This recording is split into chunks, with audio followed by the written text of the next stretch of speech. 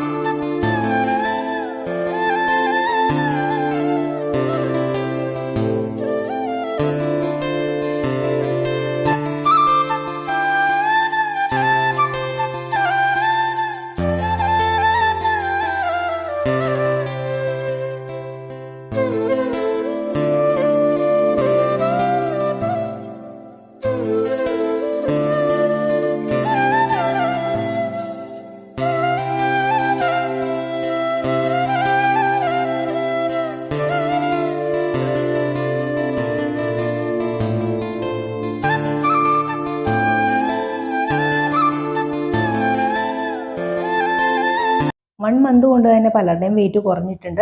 ഇനി നിങ്ങൾക്ക് കണ്ടിന്യൂ ചെയ്യണമെന്നുണ്ടെങ്കിൽ ഒരു മാസം കൂടെ ഈ സെയിം ഡയറ്റ് പ്ലാന് നോക്കാവുന്നതാണ്. അതിന് കുഴപ്പമൊന്നുമില്ല. പിന്നെ അതുപോലെ തന്നെ കുറച്ച് പേര് അപ്ഡേറ്റ് ചെയ്യാത്തവരുണ്ട്. അപ്പോൾ എല്ലാവർക്കും തന്നെ ഞാൻ മെയിൽ അയച്ചിട്ടുണ്ടായി. ഒരു മാർച്ച് 1 കൂടി മെയിൽ അയച്ചിട്ടുണ്ടായി റിസൾട്ട് അപ്ഡേറ്റ് ചെയ്യാമെന്നും പറഞ്ഞിട്ട്. എന്നിട്ടും ചിലർ അയക്കാത്തവരുണ്ട്.